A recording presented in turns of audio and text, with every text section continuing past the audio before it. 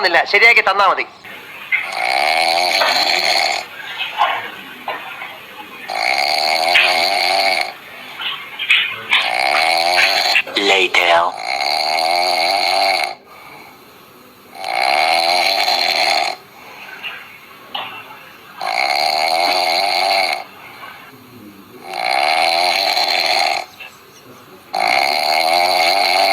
എടുത്തോ പിടിച്ചോ എന്ന് പറഞ്ഞിട്ട് ഒന്നും ചെയ്യരുത്.